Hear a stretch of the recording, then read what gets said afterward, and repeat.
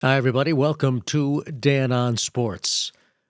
Well, this story, which has been out there for a while, is starting to get a lot of play again. I've read about it on various websites, and I'm certainly going to follow it closely, as I'm sure you are, because it could have some implications. Perhaps not as big as what it may appear to be, but it's going to have some implications. So, what am I talking about? No, there you see it.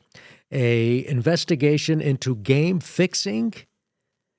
Now, this is on the Sports Illustrated website, but I've seen it on other websites such as the CBS Sports website. But the headline, Unusual Betting Activity on NBA guard Terry Rozier's performance in a March 2023 game and Jonte Porter's lifetime ban could be connected to a federal probe into college players wagering on their own teams. I mean, this is certainly disconcerting.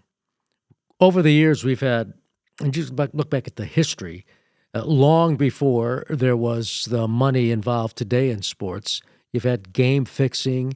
You had players who were banned for life. Obviously, the famous scandal, the Black Sox scandal in the 1919 World Series with college football, college basketball, particularly in the early 50s, the college basketball fixing of games. Anyway, this is what the SI story is reporting. A federal investigation into an organized web of alleged game fixing in men's basketball at both the professional and college levels is advancing, sources tell Sports Illustrated, with a grand jury convened and multiple jurisdictions involved.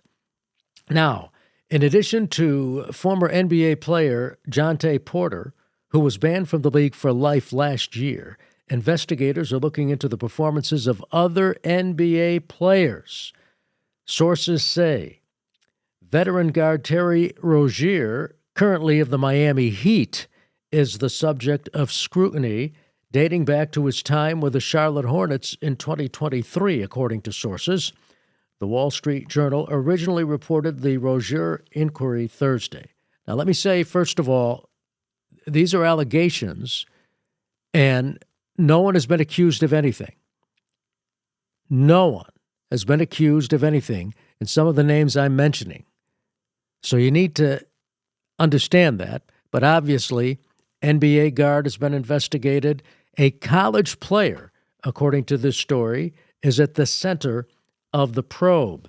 The Eastern District of Pennsylvania's U.S. Attorney's Office is handling the inquiry into suspicious wagering activity on at least one Temple men's basketball game last March against UAB, that's University of Alabama, Birmingham. Sources say, in that game, the first half wagering line jumped from UAB being favored by 1.5 points to the Blazers being favored by 8, which prompted an alert to be sent out from the monitoring service, U.S. Integrity. Some betting outlets stopped accepting wagers on the game, which UAB won 100-72 after leading by 15 points at halftime. And then they mention that a player at the center of the inquiry is a former Temple player. According to this story, 7 college basketball programs are under investigation. A Las Vegas man was arrested in January at the airport while attempting to flee the country. He was arrested at Harry Reid International Airport in Las Vegas on a one-way ticket to Colombia.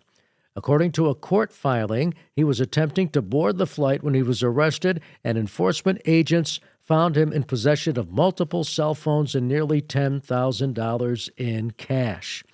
2 additional men, one in New York and one in Lansdale, Pennsylvania, have been charged in another case. Here's what the NCAA is saying in a statement. The NCAA takes sports betting very seriously and is committed to the protection of student-athlete well-being and the integrity of competition. The association works with integrity monitoring services, state regulators, and other stakeholders to conduct appropriate due diligence whenever suspicious reports are received. Due to confidentiality rules put in place by NCAA membership schools, the NCAA will not comment on current, pending, or potential investigations. But here is what NCAA President Charlie Baker posted on social media late Thursday. He posted this to his X account. The NCAA runs the largest integrity monitoring program in the country, but this story shows why prop bets are too easy to mess with. Now, among the prop bets, what do you mean prop bets? Well, is he going to score this many points? Or is he going to get that many assists? Or is he going to get this? And it just adds to the betting dynamic, I guess. But here's the story. Betting on professional events, betting on college events is not going to go away. This might, if this investigation goes someplace, let's say. We don't know. Again, these are just allegations. I cannot emphasize this enough. These are just allegations. We are not talking about anybody being charged with anything. There are sources out there saying there are these federal investigations, and not only federal investigations, but there are these grand juries being convened. But that's all we know at this point. But let's presume, you should never presume, but let's presume this turns out to be something major. It's not going to end betting on sports. The genie was out of the bottle when they started legalizing gambling on sporting events beyond just Las Vegas, or just about every state. My home state of Connecticut, you can wager on games. You can't wager on UConn games, though. Each state has its own restrictions. But the fact of the matter is, even if something major happens, and I'm certainly hoping it doesn't, I don't want to see this in sports. This has always been my concern when they legalized betting, that they would perhaps find someone who is vulnerable and get them to do something, someone playing in the game or someone who has an impact on the game, get them to do something that would net that particular someone a lot of money if they quote-unquote cooperated. This has always been my concern. But it's not going to stop sports betting. The genie's out of the bottle. What you would probably see are even tighter regulations, so this doesn't, quote unquote, happen again.